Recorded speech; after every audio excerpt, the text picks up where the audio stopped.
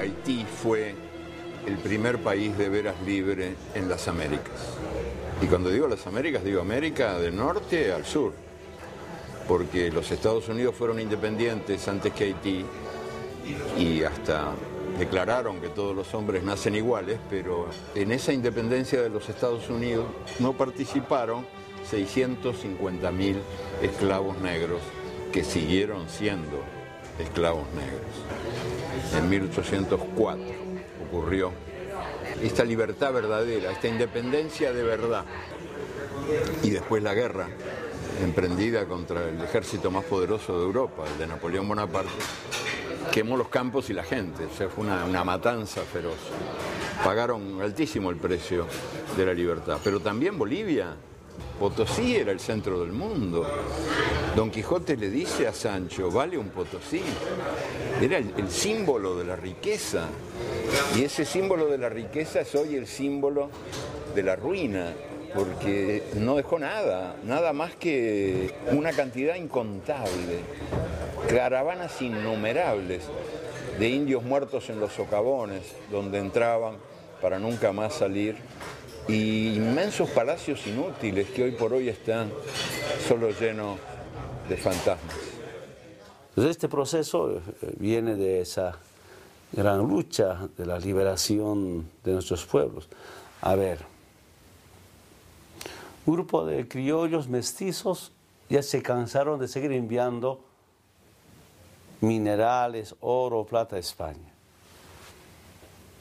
Ellos pensaron la independencia del país para no enviar estos recursos naturales.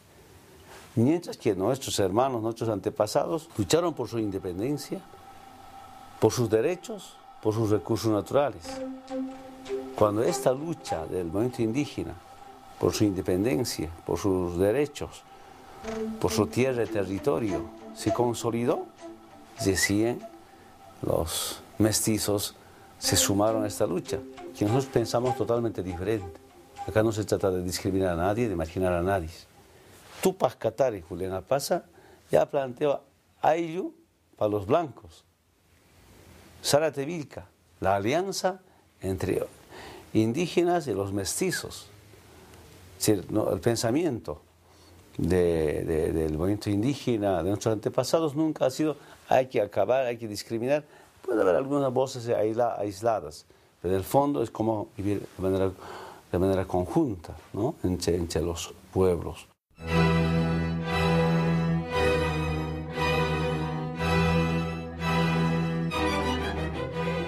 Decimos en México que ¿quién hizo la conquista? Los indios. ¿Y quién hizo la independencia? Los españoles. Porque, por ejemplo, Hidalgo, Allende, casi todos eran descendientes españoles. En ese sentido, es una cosa paradójica. Cortés no hubiera podido conquistar a los mexicas o aztecas sin contar con esos miles, decenas de miles de hombres aliados indígenas. La independencia se produce porque en España se crea un vacío de poder.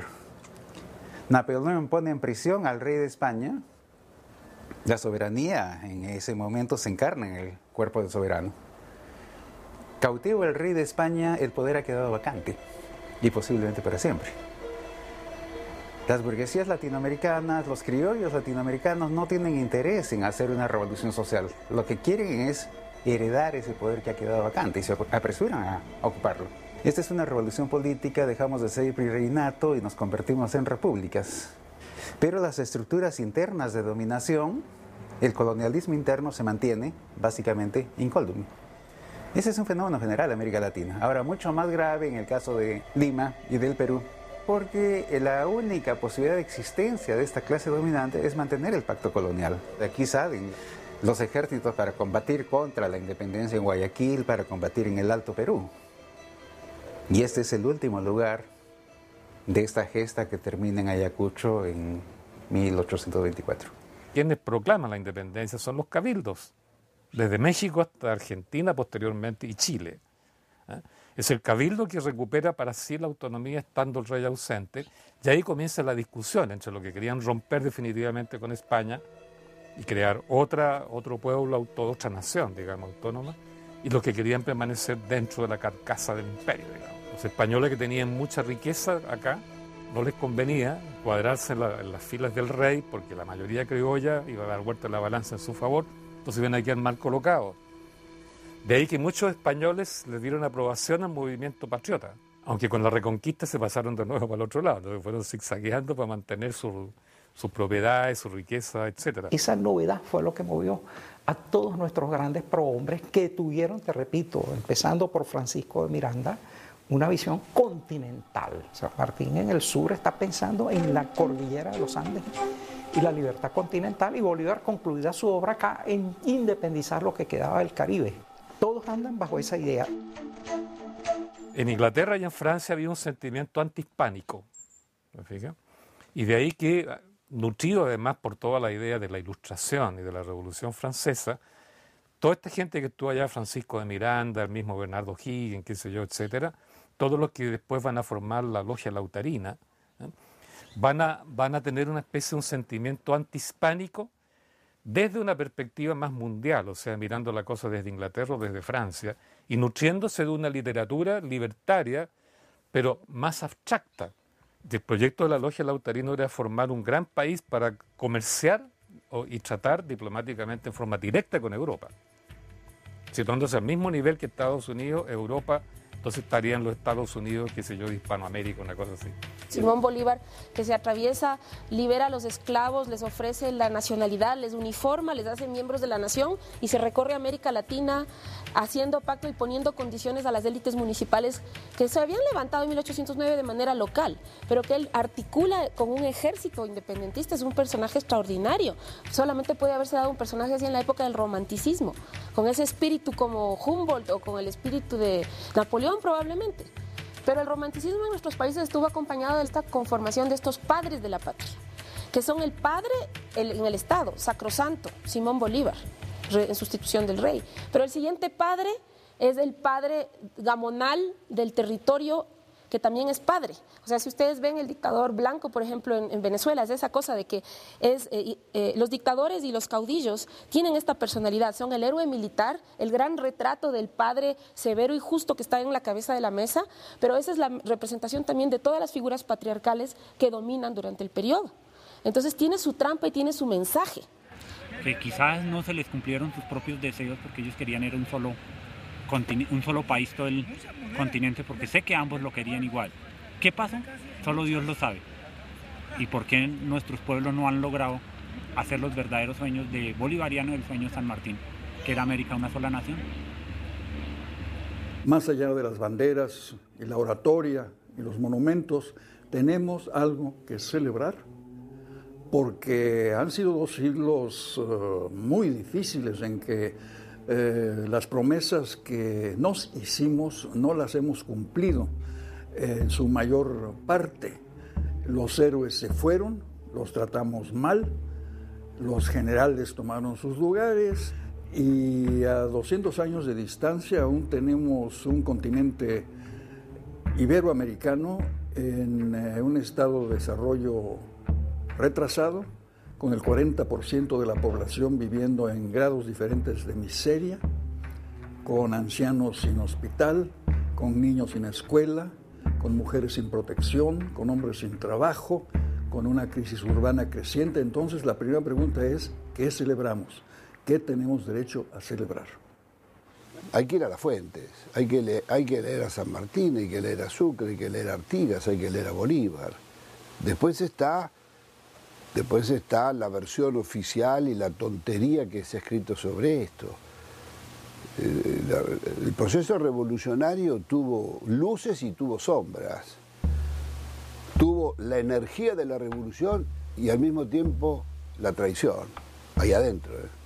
En 1810 comienza el proceso revolucionario argentino, pero recién en el 16 se va a declarar la independencia. San Martín está como loco como gobernador en Cuyo, armando un ejército de los Andes del cual Buenos Aires lo traiciona y lo boicotea y no le envía un peso. Te estoy hablando del inicio de 1815. Ya se ha producido la derrota de Napoleón en Waterloo, ya se ha producido la restauración monárquica, la Santa Alianza. Una expedición española al mando del almirante Morelos ha tomado Caracas y Cartagena. Bolívar está en retirada. Acá hubo traiciones desde el inicio. San Martín convocó en 1815, junio de 1815, a un cabildo abierto y dice: desde mañana todos cobramos la mitad. Esa otra mitad va para construir el ejército de los Andes. San Martín estaba trabajado así, como hermanado con O'Higgins. Entonces, la proclama del ejército de los Andes, 1818, dice: seamos libres, lo demás no importa nada. Si no tenemos con qué vestirnos, andaremos en pelotas como nuestros hermanos los indios. La historia de Bolívar y la historia de San Martín es muy parecida en todo eso, y la de Sucre. Digamos que los procesos revolucionarios de América Latina fueron una convulsión permanente a no idealizarlos. Había canallas, vendepatrias, traidores, y había héroes, mujeres y hombres extraordinarios que dieron su vida por el sueño de una patria libre e integrada. El otro grande es Artigas, quizás el más avanzado de los pensadores de los libertadores, bajo el punto de vista social. Aquello está inacabado e inconcluso. Y en estos 200 años ha habido en cada uno de nuestros países momentos luminosos que retoman la revolución inconclusa. ¿Quién es Sucre? ¿Usted sabe quién es Sucre? Ay, es que leí también, pero ahorita no, porque quiero un guayoyo y tengo hambre, no he desayunado, no tengo salado, pero me acaba de decir que era un grande ¿qué? Un gran histórico y parte de libertador. Bueno. Por ahí va la cosa. Ellos nos dieron la libertad. Pero no nos dieron guayoyo. No podía, estaba libertando a la nación. Yo creo que en estos 200 años tú puedes distinguir tres etapas muy nítidas. La primera, la de la gesta de la independencia, en que estamos todos con todos. No tenemos nacionalidades claras. Nos parece normal un ejército libertador que viene de Argentina, pasa por Chile y que desde aquí entonces inventamos las 4 tablas para mandar unos barcos a Callao, ¿verdad? Y liberar Perú, tal como nos parece normal que desde el norte venga Bolívar avanzando, ¿verdad? Y el famoso y mítico encuentro de Guayaquil, Bolívar-San Martín, etc. Y qué decir lo que está ocurriendo en ese mismo momento, ¿verdad? En México y lo que está ocurriendo en el Caribe.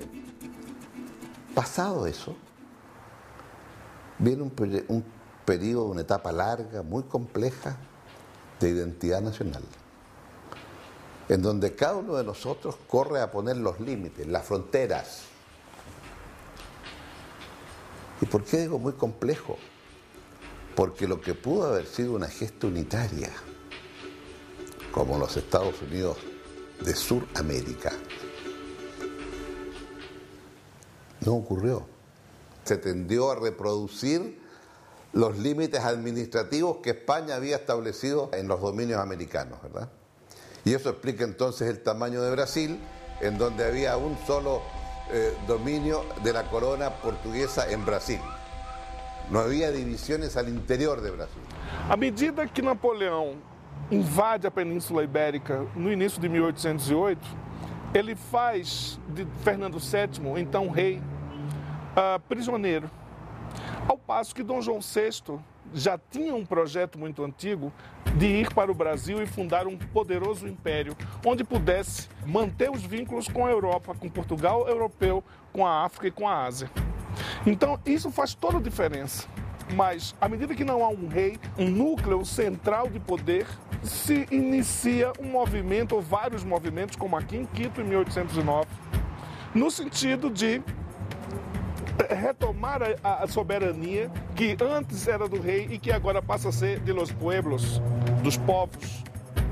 No Brasil isso não vai ocorrer, porque o rei ele está vivo, ele está presente, ele está agora exilado, é verdade, mas esse exílio é transmutado, é transvestido de um ato heróico, de um ato forte, de um rei que atravessou, teve a coragem de atravessar todo o Atlântico e fundar um novo império no Novo Mundo.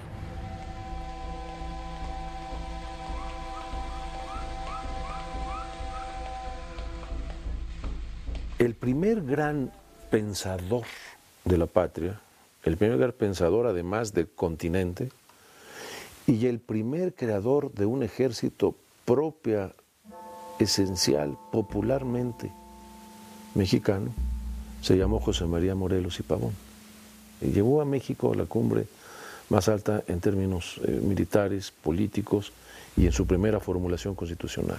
El sitio de Cuautla, del que inteligentemente salió vivo y avante y a formar el ejército, el primer ejército mexicano, fue estudiado por Napoleón y aplaudido por Napoleón, diciendo que con 2 generales como Morelos, él conquistaría el mundo.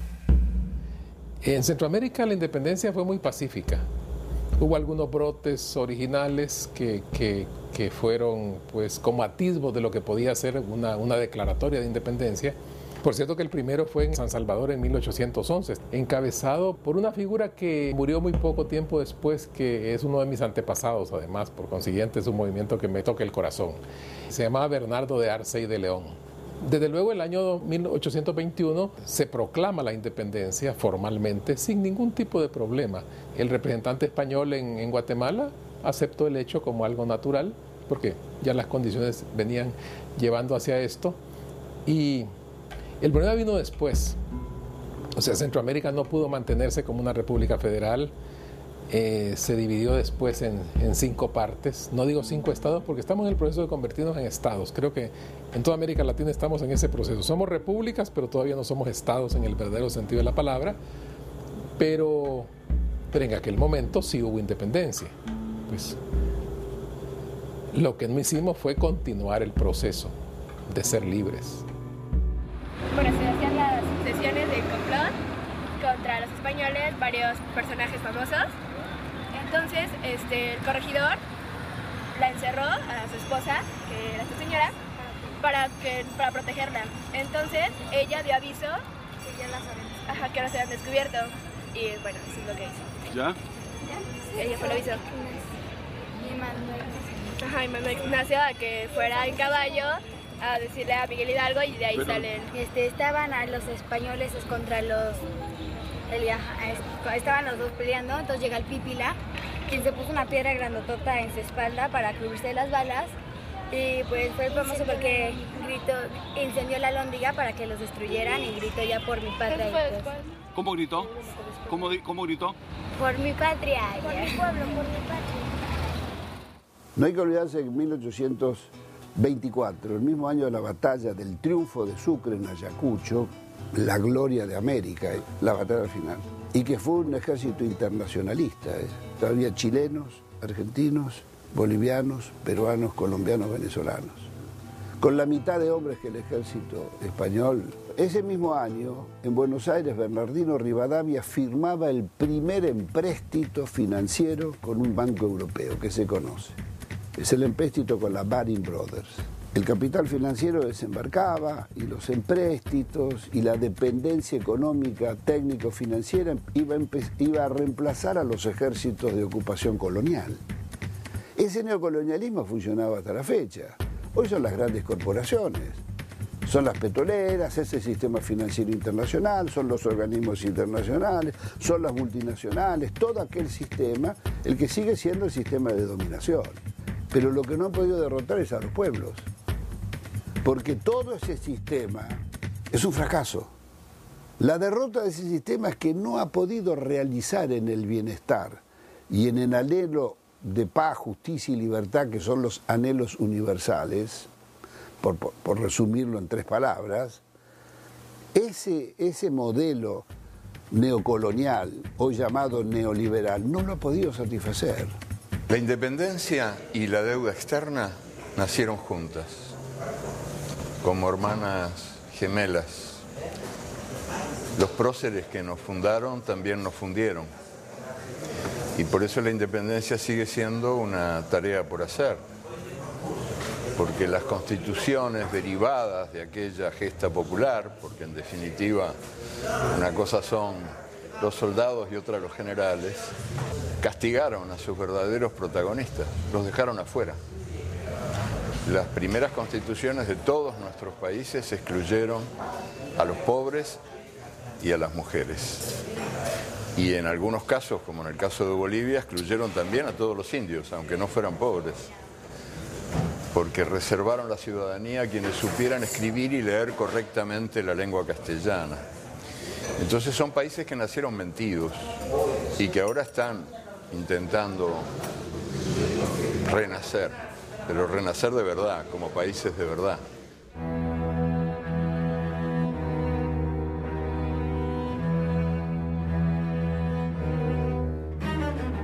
En la historia de América Latina y especialmente de los países andinos, pero también en el Caribe, de hecho, tú ves que la fundación de los estados, tal vez con incluso el de Haití, que era el que más prometía, era la emancipación de los esclavos, el primer estado negro, lo que produce es una especie de era oscura, que algunos autores en los años 70 llamaron el verdadero feudalismo latinoamericano, porque es la construcción de la gran hacienda, del gran latifundio exportador en el Caribe y en las costas, y de la hacienda serrana dominada exclusivamente por la aristocracia, que además está a cargo del Estado. Durante el siglo XVIII las comunidades indígenas tenían derecho a tierra, porque era la condición para que pagaran tributo. En el siglo XIX les declaran ciudadanos, pero no les dan los derechos políticos, pero como son ciudadanos no tienen derecho a tierras comunes, no existe la entidad colectiva, comunidad, desaparece la comunidad de la ley, entonces pierden las tierras y las integra la hacienda. Además tenían este mito cultural de que los indios no tenían capacidad de manejar dinero, a pesar de que eran comerciantes de toda la vida, especialmente los de la audiencia de Quito. O sea, era un mito muy útil, ¿no? Como no podían manejar dinero, tampoco podían comprar sus tierras, porque muchas veces rematan las tierras y los indios dicen, entonces la compramos a nuestra propia tierra, pero no queremos desarraigarnos de aquí, este es, digamos, base del sustento, y la ciudad y el campo tienen que estar articulados, ese es el principio de ellos. Y les dicen, no, ustedes no pueden ni tenerlas en posesión colectiva, ni tampoco pueden tenerlas en posesión privada, porque ustedes no están preparados lingüísticamente, intelectualmente para manejar el dinero. En el caso de Chile es interesante porque se ha mitificado la formación, la construcción del Estado portaliano como un Estado único en América Latina. En cierto modo es único, pero fue un Estado dictatorial porque destruyó a sangre y fuego a los que querían un Estado distinto. Portales gobernó con leyes secretas, igual que Pinochet, ¿no? Que le permitían hacer lo que quería con los opositores. Entonces ahí aplastó todos estos movimientos democráticos de base y logró mantenerlos a raya durante casi 30 años. Lo que pasa es que en Chile no aparece el caudillismo, pero sí aparece un Estado dictatorial. Entonces, en otros lugares están los caudillos. Es el caudillo, pero el efecto dictatorial es el mismo. Lo que la invasión norteamericana de 1847 y sus resonancias con la pérdida de Texas, de California, de Arizona, de Nuevo México, lo que realmente conmueve es la noción de hallarse en un país muy débil, en un estado todavía por hacerse, con una sociedad dividida, extremadamente injusta, fundamentada, como es evidente, en la desigualdad. Lo que conmueve es la noción de la pobreza. Se vive una escasez en el sentido más drástico y de eso solo se puede recuperar el país lentamente y a través de ejercicios de la inteligencia, la audacia y el valor como el que promueve Juárez. No digo que Juárez sea perfecto ni que ilumine cada uno de los rincones de su biografía. Digo que lo esencial de Juárez es suficiente como para poner en marcha por fin la idea de Estado, la idea de nación y la de modernidad. A Paraguay en realidad lo encierran y entonces Gaspar Rodríguez de Francia empieza a hacer una política hacia adentro.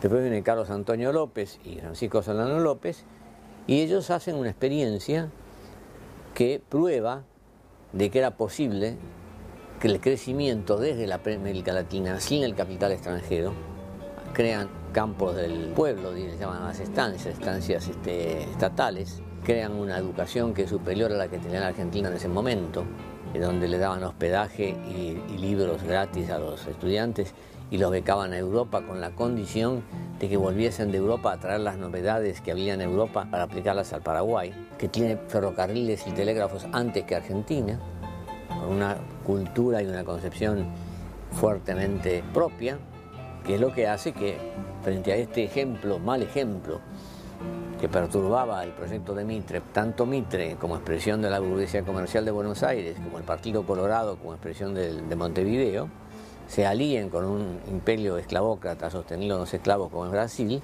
para terminar con ese ejemplo, y es la guerra de la Triple Alianza. estamos en el río a las orillas. Sí, estamos a la margen izquierda del río Paraguay. Y esto que nosotros vemos aquí es uno de los, o sea, el único altar que queda en pie como reliquia de aquella guerra, ¿verdad? Hay un mudo testigo de lo que pasó en ese tiempo, ¿verdad? Tal vez por la incomprensión o el egoísmo de 3 siglos y una hora de pasión fue lo que trajo la guerra al Paraguay. Yo creo y comparto con alguna gente que ha sido uno de los genocidios americanos más grandes que ha sufrido el continente, que 3 grandes potencias se puedan unir por intereses económicos. Como decíamos con Evo Morales hace unas semanas en Buenos Aires, cuando recibimos la memoria de la demarcación del límite después de la guerra con Bolivia, que ningún interés extranjero, que ninguna otra multinacional pueda hoy dividir los intereses de nuestros pueblos y la relación de nuestros pueblos. Si la guerra del Paraguay no se hubiera dado, América Latina sería Europa, porque Paraguay fue el primer país desarrollado de América, ¿no? Fue una potencia, tenía altos hornos, ferrocarriles, pero hace 150 años, no hace 50, 150 años. Eso fue un plan elaborado por los ingleses para mandarnos a los 3 países a la guerra y destruir a Paraguay. Y de ahí nosotros estuvimos postergados por siglos.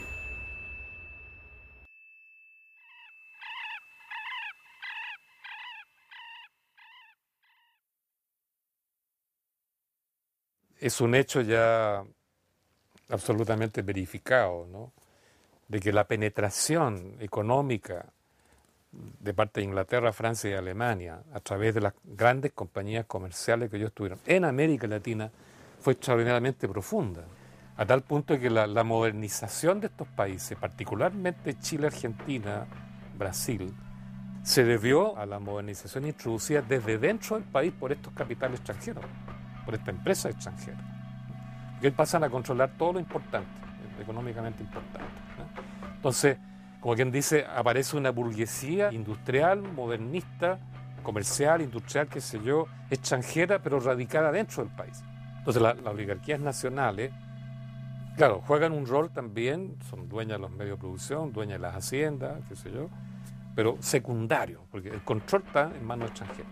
Entonces, ¿qué es lo que pasa? Que el salitre viene a ser una oportunidad espectacular que se presenta por los años 70 y tanto, porque era un yacimiento único en el mundo, y por tanto era un monopolio mundial de un producto que era vital para la agricultura y después vital para la guerra. Ahí se fabricaba la pólvora. Y la explotación comienzan a hacerlo los ingleses con algunos capitales chilenos, y no los bolivianos, que no estaban en condiciones de hacerlo, y los peruanos, que estaban más preocupados de producir guano en la época, que también era un fertilizante, que de producir salitre. Uno primero, más importante que el salitre, que el guano, es la geopolítica de América Latina. Tenemos 2 naciones ricas en recursos, Bolivia y Perú, que no tienen burguesías nacionales con un proyecto nacional que pueda permitir explotar esas riquezas. Chile es un país enormemente cohesionado, que tiene una burguesía nacional con un proyecto muy claro, que no tiene recursos. Por deriva natural empieza a penetrar en el litoral boliviano. Cuando la Armada chilena ocupa Antofagasta el 14 de febrero de 1879, es recibida en triunfo. ¿Por qué? Porque el 80% de la población es chilena. Este territorio ha sido conquistado económica y demográficamente antes de que el primer soldado chileno baje en el puerto. ¿Cuál es la situación en el Perú mientras tanto? Entre 1821 y 1872, sin excepción, todos los presidentes son militares. La duración promedio de un presidente es un semestre. Y Bolivia es aún peor. Y entonces tienes países hundidos en una crisis crónica frente a un país que se ha articulado y se ha construido como nación muy tempranamente. Y a los pocos años de que Chile se ha apoderado del puerto de Antofagasta, Aniceto Arce comienza la construcción de un ferrocarril que una el puerto recién conquistado por Chile con su mina Huanchaca, la mina más importante de Bolivia. Lo que quiero decir es que a la fracción minera boliviana le resulta sacrificable el litoral en función de sus propios intereses. Ahí había unos cuantos soldados, pero no había capital boliviano que estuviera ahí. Entonces, esa ha sido una de las razones, ¿no? No tienen un solo barco, dependen de los barcos peruanos. Prácticamente en 2 meses el ejército chileno ocupa todo Atacama y entonces había muchísima diferencia militar para poder retomar toda esa región. Y era una región que estaba muy lejana porque había que cruzar todo el desierto para llegar al borde del mar, digamos, ¿no? Entonces la guerra del Pacífico para mí claramente es un conflicto que plantean los grandes intereses comerciales y capitalistas ingleses, franceses, alemanes, unidos, un poquito de capitales chilenos pero pequeños, pero sobre todo un Estado chileno que estaba muy dispuesto a dar toda clase de garantías y que ya lo había demostrado desde que se firmó el Tratado de Libre Comercio con Estados Unidos, el 32 de época de Portales y después el 54 con Inglaterra. En sociedades en que hay tan poco en común entre los habitantes, el nacionalismo surge como nacionalismo negativo. En ausencia de características comunes que creen una comunidad, es el enemigo exterior el que construye la identidad. Somos peruanos, en tanto tenemos un enemigo que es Chile, que ha invadido. Es el enemigo común el que nos hace peruanos. Y por eso te digo que la guerra con Chile es más importante para el Perú, para definir la conciencia nacional, que la independencia.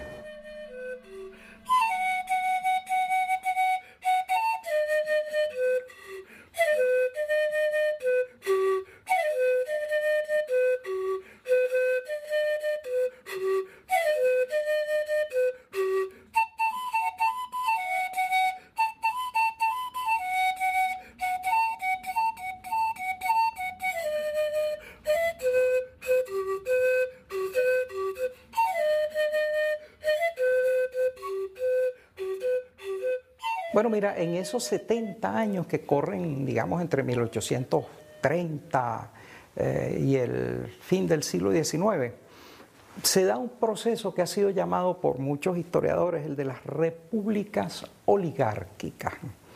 Esto es una contradicción in terminis, por así decirlo, pero fue así. Las oligarquías locales que en líneas generales habían lanzado y a veces dirigido los procesos independentistas, tenían un proyecto que era simplemente cortar vínculos con la metrópoli, pero dejar en lo posible el orden de la sociedad de castas intacto. Nuestros países entonces, en virtud de ese proyecto de las oligarquías, se uncieron a los países extraños a través de los tratados de libre comercio, meramente como suministradores de materias primas para ellos, y se negaron en líneas generales a crear industrias propias. Era una clase primero de grandes terratenientes, después de comerciantes. Entonces, como a ellos les convenía exportar las cosechas, comprar y vender a precios exorbitantes, entonces impusieron el atraso. La constante de nuestras constituciones durante casi toda la mitad del siglo XIX fue el sufragio censitario. ¿Qué significa eso? Solo podía votar una parte insignificante de la población, que era la que tenía cierto nivel de propiedad o de renta. Fíjate, era una república de propietarios. La independencia como proyecto inconcluso que en líneas generales no llegó a lo social y económico, dejó una serie de agendas pendientes. Después de haber dependido tanto de Inglaterra, estábamos dependiendo de los Estados Unidos y la United Fruit Company regenteando sus grandes extensiones bananeras en Guatemala, en Costa Rica y en Honduras sobre todo, y también en Nicaragua, en El Salvador jamás, aquí nunca hubo banano. Pues vino ese sobrenombre de República Bananera. O sea, yo lo ocupo como riéndome de nosotros mismos. O sea, a mí hasta gracia me causa, yo sé que en otra parte no. Sí ha sido despectivo para nosotros, por supuesto, llamarnos República Bananera, porque nos consideran como repúblicas oscurantistas, dominadas por militares, atrasadas, indígenas, que no tuvieron con una cultura en niveles inferiores, en fin, todo eso, y sobre todo dependientes, absolutamente dependientes.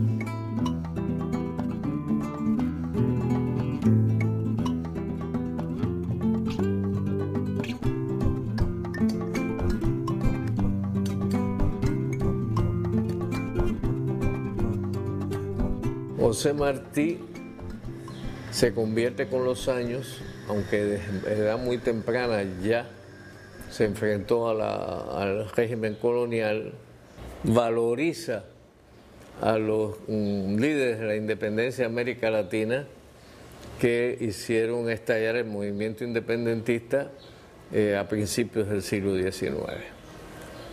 Y él lo lleva a su culminación en los últimos días del siglo XIX, reviviendo la lucha por la independencia y encabezándola y muriendo en combate cuando acababa ya de desembarcar en Cuba, pero su muerte no paralizó la lucha, sino le dio un carácter ya irreversible. Simplemente hay que revisar la historia que nadie lee para encontrar a los presidentes de Estados Unidos considerando que Cuba era la fruta que tenía que madurar para caer en sus manos. Y en ese instante, a fines del siglo, aplicando su política de apoderarse de Cuba y aprovechando la debilidad del Imperio Español, que era máxima, intervino en la guerra de independencia, pero impusieron a la primera constituyente la enmienda Pla, que les permitía ocupar de nuevo a Cuba si sentían que era oportuno por circunstancias de turbación política. Y ocuparon la base naval de Guantánamo como una estación para su flota en el Caribe. Es decir, comenzó el estacionamiento de tropas del imperio. Por eso quisieron también Puerto Rico, en que todavía se lucha por sacar alguna de las bases, como nosotros, y en Filipinas. Digamos, estamos hablando no del coloniaje a lo español hace 200 años, estamos hablando de este neocoloniaje de finales del siglo XIX y siglo XX, donde lo fundamental era la extracción de las materias primas a precios insignificantes, que significó la transformación y la creación de la riqueza, condiciones de vida que American Way of Life o los niveles o los estándares de vida europeos es producto de una explotación brutal de nuestras riquezas, con una remuneración exigua o ninguna pues por ella, que empieza a hacer un cuestionamiento global a la forma de la explotación capitalista que se estaba produciendo en esa época, no solamente en el mundo de los países subdesarrollados, sino los mismos países desarrollados en la relación con los trabajadores. Se empezaron a dar luchas por los horarios de trabajo, para que los niños no trabajaran, por la educación, condiciones de vida. Entonces hay todo un movimiento mundial en contra del colonialismo. En todas partes comienza a despertar el movimiento de los trabajadores. Y aparece el sindicalismo, aparece el mutualismo, aparece el anarquismo, los partidos socialistas de resistencia, etcétera, etcétera. Los primeros movimientos agrarios, como en Bolivia o México, por supuesto, muy dominado en Chile.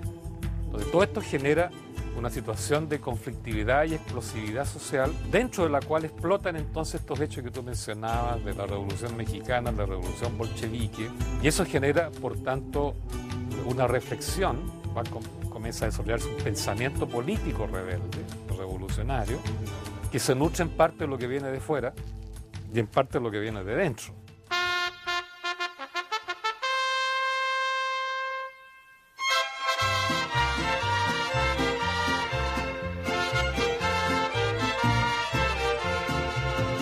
Si Adelita se fuera con otro, la seguiría por tierra y por mar.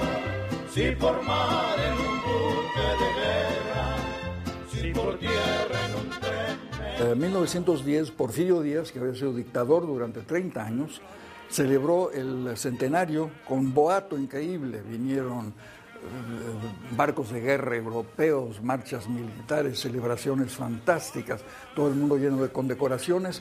En septiembre, en noviembre estalló la Revolución Mexicana, que dijo esencialmente vamos a ver la totalidad del país.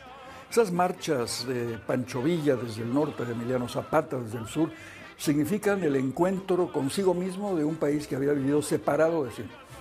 Entonces México se dio cuenta de lo que era México. Esta fue la gran virtud de la Revolución Mexicana, lo demuestra el arte mural, la literatura, la música, el cine, etc. Y culminó con la presidencia de Lázaro Cárdenas, que fue la distribución de la tierra, la reforma agraria, la expropiación de bienes nacionales y al mismo tiempo una política fiscal muy conservadora, manteniendo un equilibrio.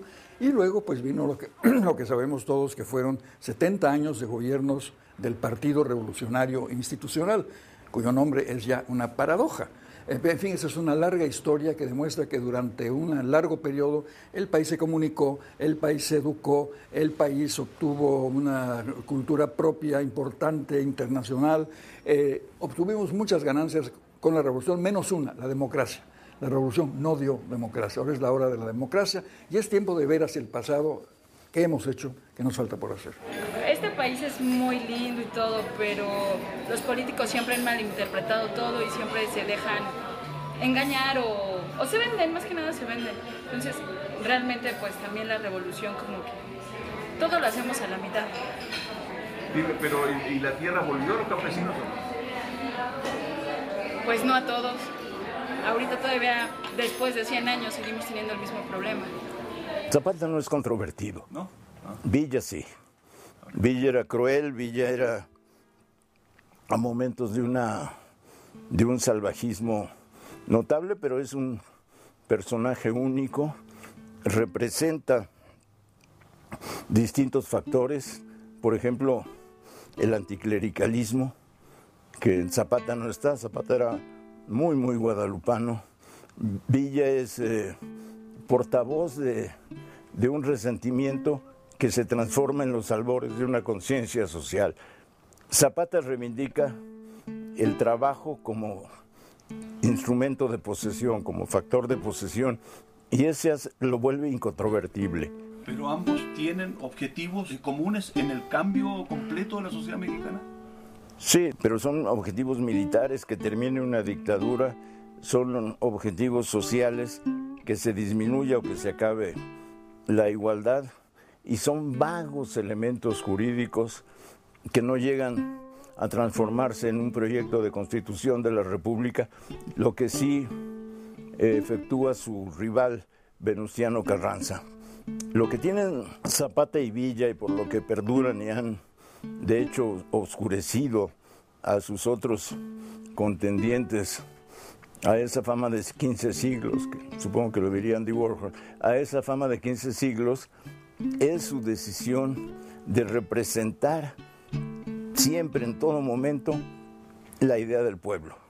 Por eso no se quieren sentar en la silla presidencial, por eso no aspiran a la presidencia, por eso en todo tiempo actúan de una manera muy espontánea, muy libre, como cuando Villa invade Columbus en Estados Unidos, o como cuando Zapata, que ha sido partidario de Madero, lo desconoce porque Madero no ha destruido la estructura del Ejército Federal.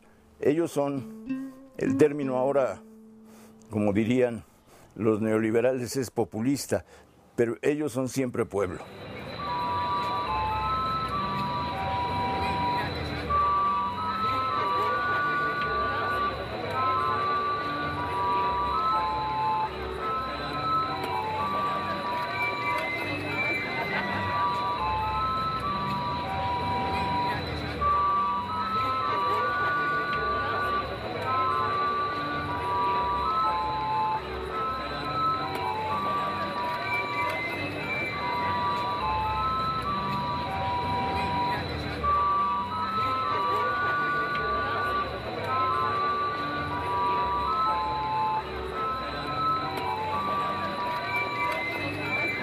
La historia de Nicaragua es la historia de las intervenciones norteamericanas.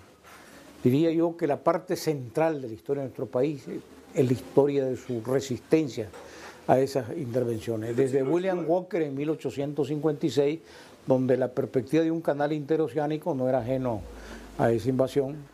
Después la intervención norteamericana en 1912, que tampoco estuvo desligada de las ambiciones por el canal de Nicaragua. Y después la intervención de 1926, la primera dio origen a la resistencia de Benjamín Celedón y la segunda a la resistencia de Sandino. Todas estas intervenciones marcaron el espíritu de rebeldía del pueblo de Nicaragua, pero todo Centroamérica se unificó alrededor de Nicaragua para combatir a William Walker y derrotarlo.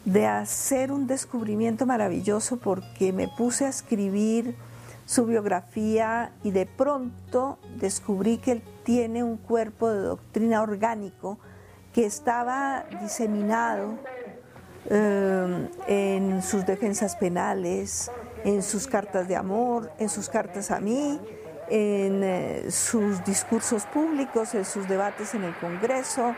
Es decir, siempre estaba planteando el mismo eje teórico, que desemboca en el hecho de plantear en 1932 la necesidad de una democracia directa. Yo me he puesto a investigar cuándo se habló por primera vez de democracia directa y no he podido encontrar a nadie que lo hubiera dicho antes de 1932. ¿De dónde lo tomó?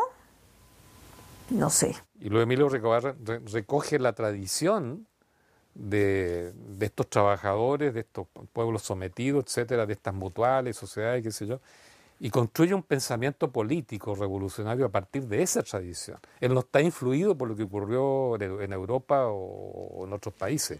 Es un pensamiento autóctono. Es crear primero un socialismo local, un socialismo municipal, como él lo llamó. Y eso entronca con la vieja tradición de los pueblos autónomos, la democracia local.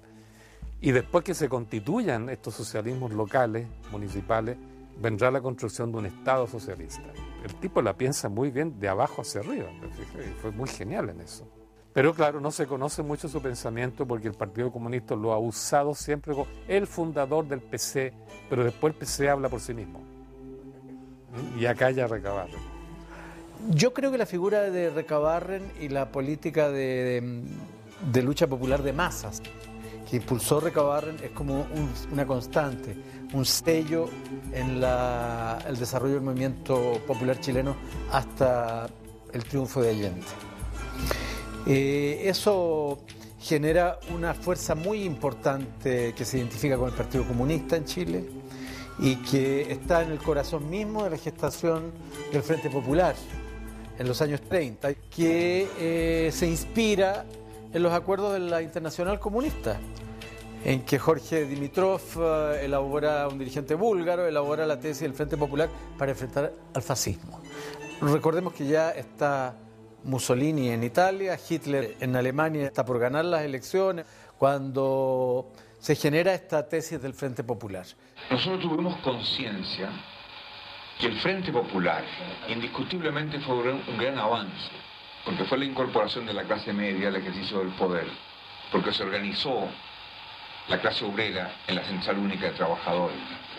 Pero al mismo tiempo comprendimos perfectamente bien que la dependencia económica implicaba el sometimiento político. Y si bien es cierto que era un paso hacia adelante el Frente Popular, no implicaba ni podía implicar la liberación política, la plena soberanía, que está sometida a la dependencia económica. Nosotros conscientemente actuamos en el Frente Popular como una etapa, pero indiscutiblemente cada vez veíamos que los problemas de fondo no podían solucionarse. ¿Y por qué no podían solucionarse? Porque nuestras riquezas esenciales están en manos del capital extranjero. Y allí entonces que esa experiencia vivida fortificó nuestra convicción de que la lucha esencial en los países en vías de desarrollo es la lucha antiimperialista.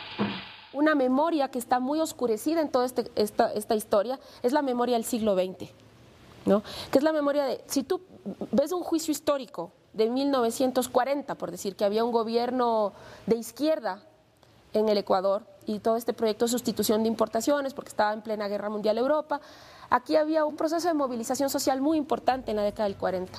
Había sindicatos agrarios, había comunidades indígenas reconocidas por el Estado, había sindicatos industriales y había unos partidos socialista y comunista que no eran tan fuertes como partidos, pero era la clase media interesada en reformar el Estado y logran hacer una alianza. En ese momento, si tú abres un juicio por tierras, encuentras que los conflictos vienen de 1830. Son indios que en 1930 están diciendo en 1830 me quitaron esta tierra con estos mojones a mi bisabuelo que se llamaba así y yo ahora le pido al Estado Nacional que me la devuelva para poder ser ciudadano de la nación y contribuir al mercado y apoyar el Estado. Entonces son conflictos que quedan abiertos, no es ficción de los historiadores.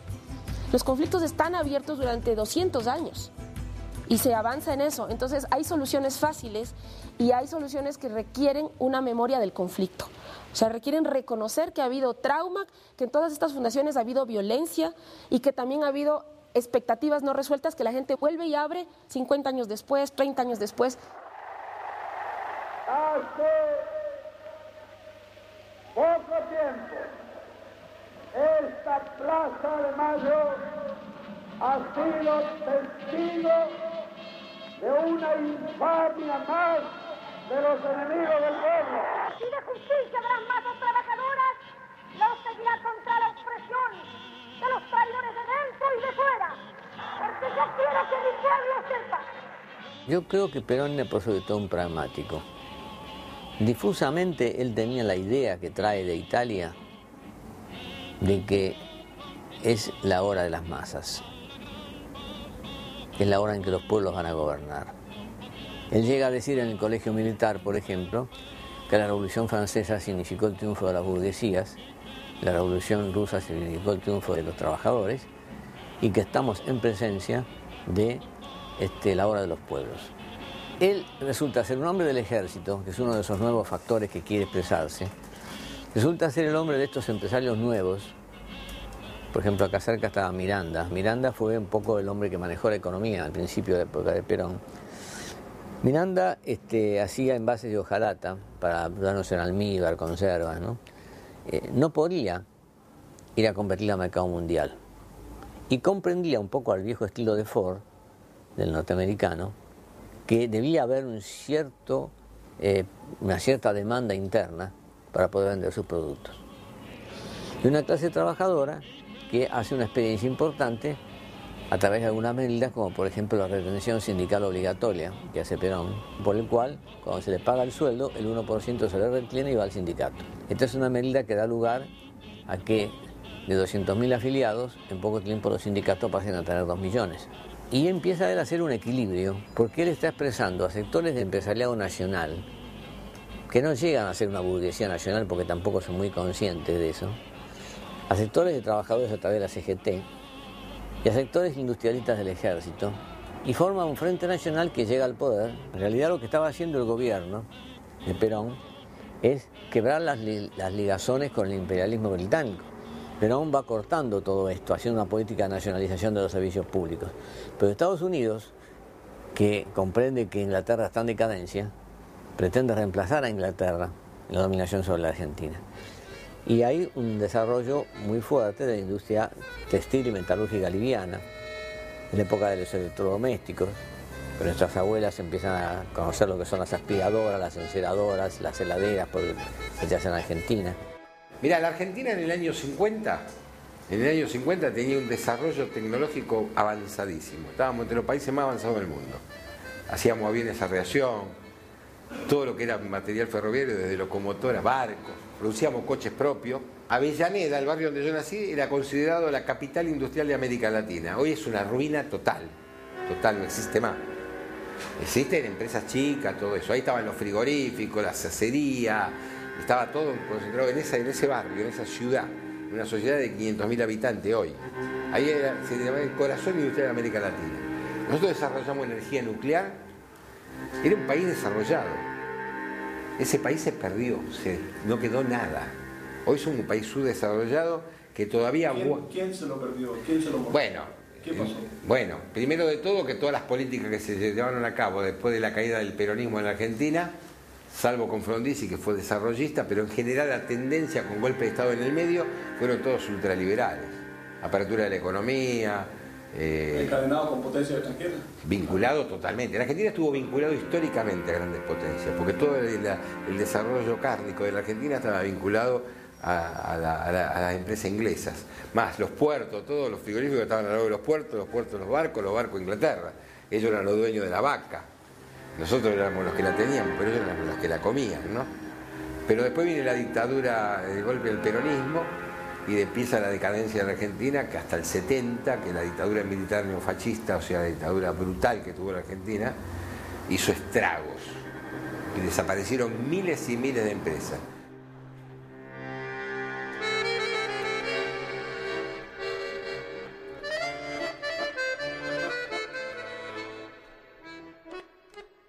Nunca en América Latina y en Chile en especial faltó maquinaria cuando se trataba de industrializar, de crear nuevas industrias o de, digamos, de traer repuestos para la industria existente.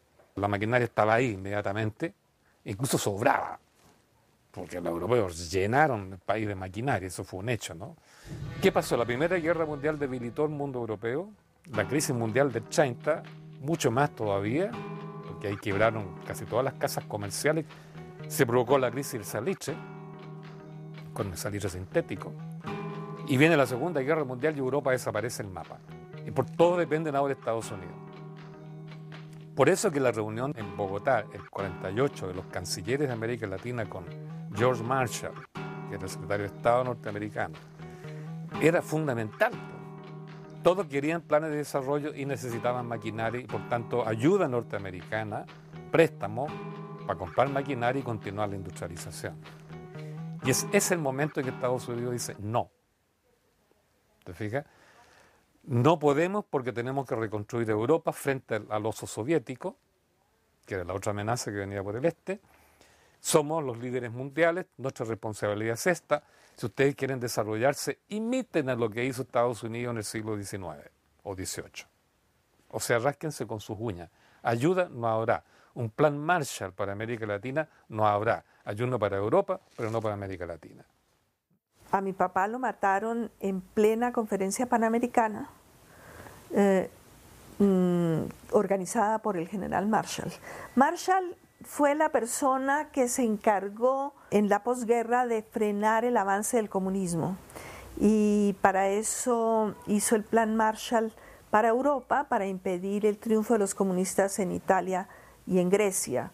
Pero en América Latina reunió la conferencia panamericana, la promovió, la financió para organizar la OEA, que ha cumplido su papel extraordinariamente acorde con sus orígenes. Entonces, cuando uno ve las actas anteriores al 9 de abril de esa conferencia panamericana, ve uno qué tan reacios están. Pero mi papá había dicho que si a él lo mataban, el país se volcaba. Y que por eso él no temía que la oligarquía lo matara, porque la oligarquía no se iba a jugar semejante trauma. Pero a Marshall le convenía, porque inmediatamente matan a mi papá, gritan, son los comunistas. Se reúnen entonces unos días después en el Gimnasio Moderno para continuar la conferencia, crean la OEA. Es decir, la fecha es escogida en la conferencia panamericana. Tengo, por ejemplo, la certeza de que Marshall, junto con la CIA y el agente que confesó, John Merkles Espíritu, confesó que había venido a Bogotá a matar a mi papá y contó cosas que solo mi mamá y yo sabíamos, de manera que no puede haber mentido. Y entonces la gente se va al monte y comienzan a perseguirlos. Y en esa persecución se van conformando las guerrillas y se van formando también las mafias, porque en Colombia no hay espacio para quien quiera hacer dinero y no haga parte de la oligarquía. Tanto para hacer política como para hacer dinero, la única manera de lograrlo era en la subversión.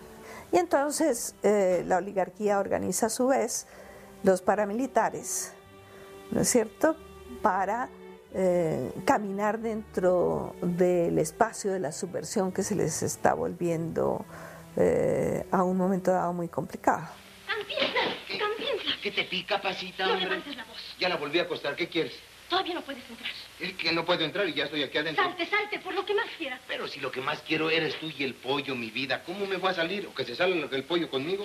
En el 54 la caída de Arbenz es el resultado directo de la intervención de la CIA. Esta política que Norteamérica aplicó en el Caribe venía de su experiencia en el sureste asiático, en Filipinas, en donde intervino, se quedó y la hizo una colonia. Lo mismo hizo con Haití, lo mismo hizo con República Dominicana, Nicaragua, Puerto Rico, y quiso hacerlo con Cuba. De modo que lo de Guatemala fue más bien continuación de una tradición de intervenciones militares. El anticomunismo era la doctrina que permeaba todas las actitudes políticas de la derecha, de modo que intervenir en Guatemala fue parte de ese proceso de la Guerra Fría. Eso tiene alguna diferencia con lo que hubo en Nicaragua, que fue más por razones estratégico-militares. En el caso de Guatemala es que Estados Unidos creyó que la democracia y los proyectos de independencia económica no eran aceptables en un periodo en que la Guerra Fría empezaba frente a la Unión Soviética. No es que Estados Unidos se haga cargo de América Latina, no se hizo cargo de América Latina. Entre el 48, Conferencia de Bogotá, hasta la Alianza para el Progreso. Entonces, en ese lapso de tiempo, ¿te fijas?, es cuando surge el nacionalismo económico en América Latina, la CEPAL, la revolución del MNR en Bolivia, ¿no es cierto?, Jacobo Arbenz en Guatemala, el Frente Popular en Chile, posteriormente el pensamiento de los rebeldes del 60, Guevara, Fidel Castro, el MIR, el ERP en Argentina. Entonces, una radicalización del pensamiento político nacional, precisamente porque Estados Unidos aparece como un enemigo, más bien como el único amigo posible. Les interesa controlar la producción que a ellos les interesa y establecen el enclave y retiran todo, y si un gobierno no colabora le dan el golpe.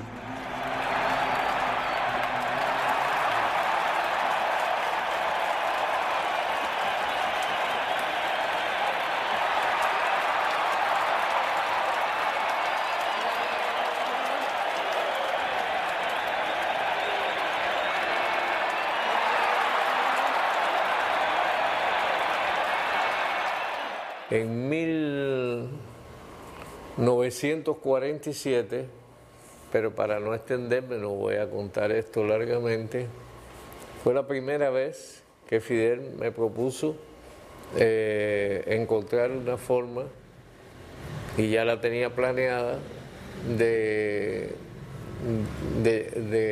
conquistar el poder no en la FEU, sino en el país. Es decir, organizar una gran manifestación. ¿Y te propone que tú participes de...? Sí, claro, me propone que yo participe. Yo era un líder estudiantil decisivo en la universidad. Estamos hablando de muchachos, no estamos hablando de personalidades políticas como se puede ver hoy a Fidel, una personalidad ya con un lugar en la historia. Éramos dos muchachitos. Cuando él te propone eso, ¿tú accedes? O sea, ¿te parece...? Pero claro que me incorporo enseguida, éramos unos locos. Éramos unos muchachos locos. Y además decididos y que no sabíamos ni lo que era la vida. ¿Pero te parece, sin embargo, absolutamente posible de cambiar el objetivo? Todo nos parecía posible. Y todos los riesgos nos parecían que no eran riesgos.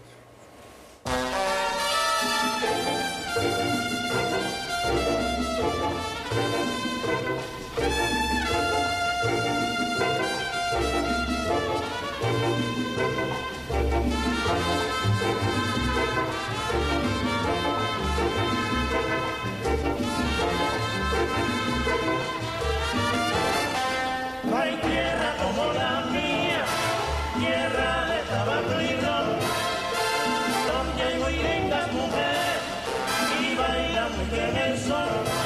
Sí, los mártires murieron para darnos la libertad, y ahora quedamos nosotros, vamos todos pues detrás. No hay tierra como la mía, tierra de tabaco y ron, donde hay muy lindas mujeres y baila muy bien el sol. Mi Cuba, tierra querida, te brindo esta inspiración. Me sale del corazón porque eres mi preferida. No hay tierra como la mía. Esta vez, por fortuna para Cuba, la revolución llegará de verdad al poder. No será como el 95, que vinieron los americanos y se hicieron dueños de esto. No será como en el 33, que cuando el pueblo empezó a creer que una revolución se estaba haciendo, vino el señor Batista, traicionó la revolución, se apoderó del poder e instauró una dictadura por 11 años. No será como en el 44, año en que las multitudes se enardecieron creyendo que al fin el pueblo había llegado al poder, y los que llegaron al poder fueron los ladrones. Ni ladrones, ni traidores, ni intervencionistas. Esta vez sí que es la revolución.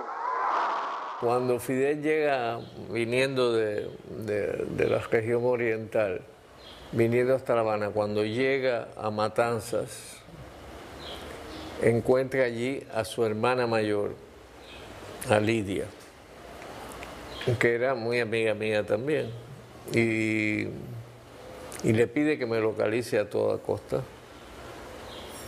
y que nos ponga en contacto. Entonces él llega a La Habana, está en La Habana Libre, invierte en unos pisos de allí en Cuartel General.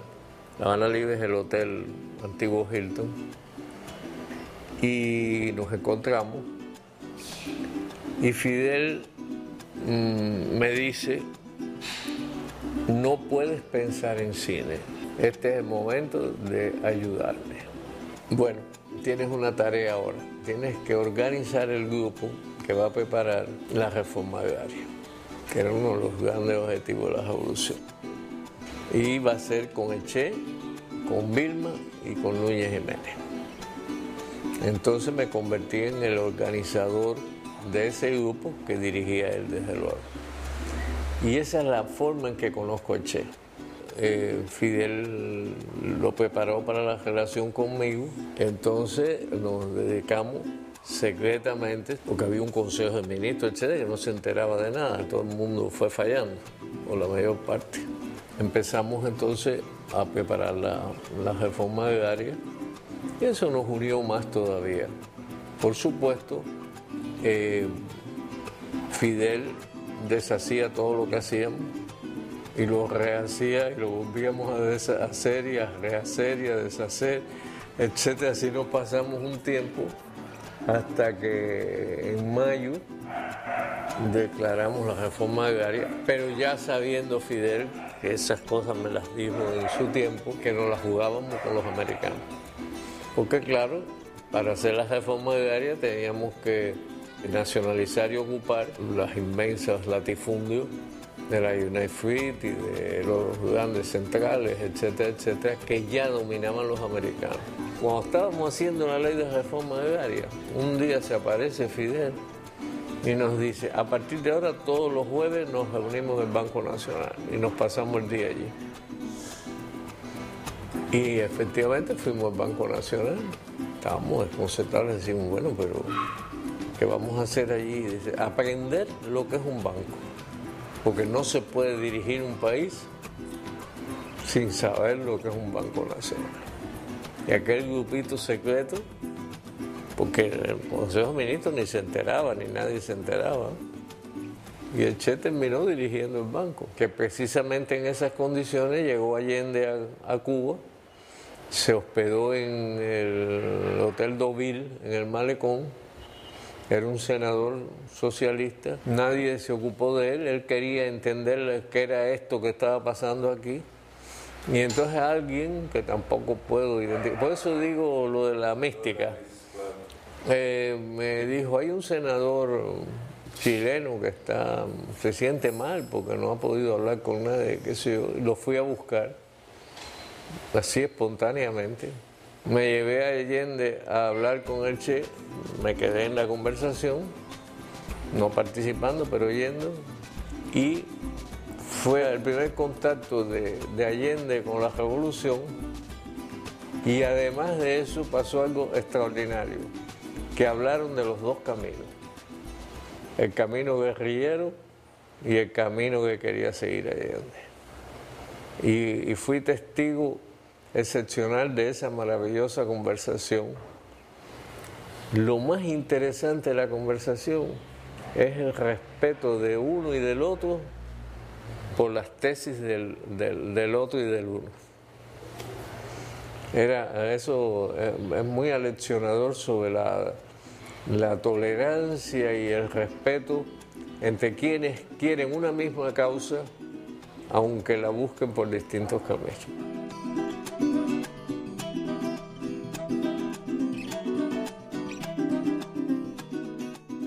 Las dos primeras candidaturas de Allende, 52 y 58, son candidaturas marcadas por una anatónica frente populista, heredera del 38. Pero ya cuando es candidato en 64, ha ocurrido en América Latina algo nuevo, que es la Revolución Cubana, el 59. Y eso cambia la naturaleza de la opción allendista, de la candidatura de la izquierda en Chile. Porque la candidatura pasa a ser incorporada en el tablero de la Guerra Fría de ese periodo. Eso impacta el contexto político, el marco político de las candidaturas de Allende, porque comienza la intervención abierta, brutal de la CIA.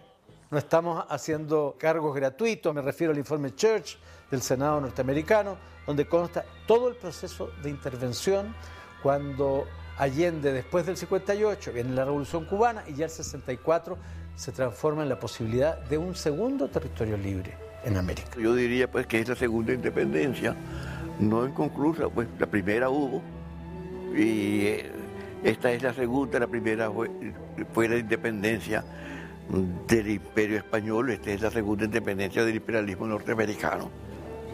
Y se inició con Cuba, el primer país que se independizó de los Estados Unidos, y después varios otros se han estado independizando en distinta medida, uno en una forma, otros países en otra. Y según las circunstancias de cada país, unos gobiernos han sido más radicales, otros más moderados, según las posibilidades, digamos, y las circunstancias históricas de cada país. Y no solo los gobiernos, también hay movimientos que no están en el gobierno y también son de independencia. Toda América Latina está en un movimiento de independencia. Y muchos, pues, como digo, unos en más medida y otros en menor medida, lo están logrando.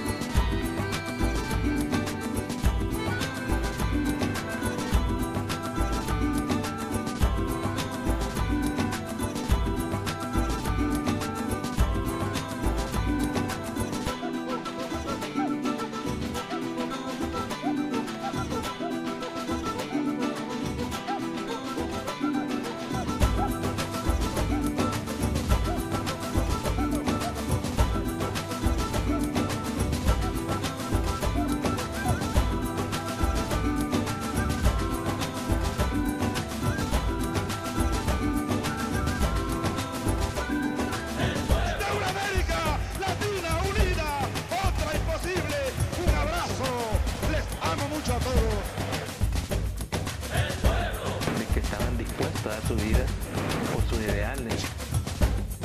Convicción de que el odio es un sentimiento ocioso. Con el entusiasmo original de aquellos próceres de la independencia, el espíritu de rebeldía,